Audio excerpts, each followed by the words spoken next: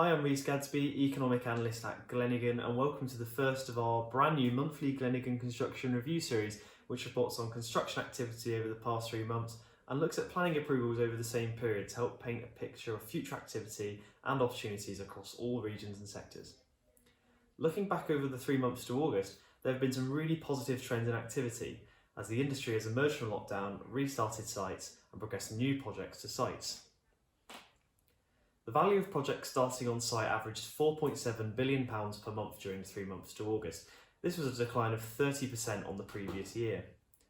Underlying projects, and that's anything under £100 million in value, declined 32%, but rose 28% on the preceding 3-month period on a seasonally adjusted basis. This period, the 3 months to May, was the height of the lockdown.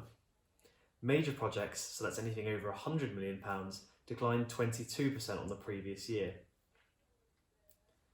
Contract awards, averaging almost £4.9 billion a month during the 3 months to August, was 7% lower than the previous year. This decline was due to a 22% fall in underlying contract awards against the previous year and a fall of 34% on the preceding 3-month period, seasonally adjusted. However, more positively, major contract awards were 52% higher than a year ago. Detailed planning approvals, which averaged £6 billion a month during the 3 months to August, were 29% higher than a year ago. This rise was largely boosted by growth in major project approvals, anything over £100 million in value, which were 94% higher than a year ago. Underlying approvals were 11% higher than a year ago and 35% higher than the preceding 3-month period, seasonally adjusted. So major projects are therefore leading the recovery due to in part government's commitment to larger civil engineering schemes such as road projects, and possibly due to larger firms being more able to get back up to speed following the shutdown of sites across the country. This activity is reflected in our top contractor league tables, which have seen steady growth in the value of projects awarded since lockdown. In August, 160 projects worth almost £3.1 billion were awarded to the top 50 contractors, which is up 15% on July and a steep 147% on the low point of April. Last month, Balfour Beatty topped our league table, having been awarded 6 deals worth £556 million, and that included 2 major road projects. They were followed by A&E Elkins in second place with their £300 million contract to deliver 750 modular homes for the London Borough of Greenwich. So it's great to see the industry continue to show signs of recovery, and a few months on from the Prime Minister's Build, Build, Build speech in June, it's reassuring to see that civil engineering pipeline is an area of significant growth. In fact, with growth of 22% totalling £4.3 billion, civil engineering was the only sector to achieve growth on the previous year in terms of work commencing on site. Detailed planning approvals were 228% higher than the previous year, adding up to £3.4 billion during the 3 months to August. And this was largely due to a 540% increase in the value of major civil engineering projects reaching the detailed planning approval stage.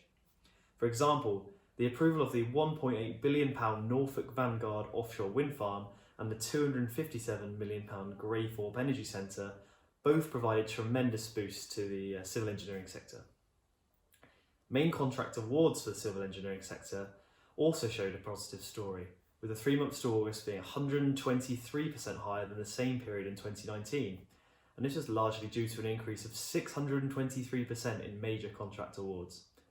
The awarding of 2 offshore wind farms in Scotland, worth £1.4 billion and the other worth £1.16 billion, as well as several other major road projects, provided a major boost to the civil engineering development pipeline. Now, interestingly, the development pipeline for the office sector experienced convincing growth during the 3 months to August, with the value of approvals rising 83% against 2019 to total £2 billion. Major project approvals, totalling £690 million, were 173% higher than a year ago, and underlying office approvals totaled £1.3 billion, which is a rise of 56% on the previous year and 53% on the preceding 3 months, seasonally adjusted. Office sector growth was driven largely in the east of England, London and Scotland, all with tremendous increases on the previous year. there was a much needed boost for the retail sector the 3 months to August, as contract awards and detailed planning approvals rose over the previous year. The ONS announced last Friday that British retail sales continued to increase for the 4th consecutive month, boosted by spending on household goods and DIY. Adding to this, there were local and convenience stores which experienced a huge uplift in sales during lockdown. For example, recent co-op figures reported like-for-like sales in food increasing by 8.8% in the 6 months to the 24th of July, which they'll be banking on continuing as they prepare to open 50 new stores before the end of the year.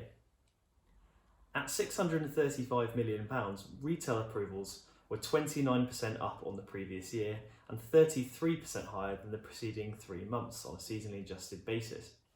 Contract awards totalled £492 million, a 36% rise on the previous year and a staggering 155% increase on the preceding 3 months seasonally adjusted. No major projects worth over £100 million reached the contract awarded stage in the retail sector. Now, with Brexit, travel restrictions and uncertainties surrounding future lockdowns, it is unsurprising that hotel and leisure sector projects commencing on site are well behind levels we saw last year. In fact, at £435 million, hotel and leisure starts were 80% down on the previous year. No major projects commenced on site during the 3 months to August, and underlying starts were 58% lower than a year ago and 24% lower than the preceding 3 months on a seasonally adjusted basis. Now, to summarise, things are looking really bright for the development pipeline, with many sectors experiencing year-on-year growth and mostly recovering from the lockdown period.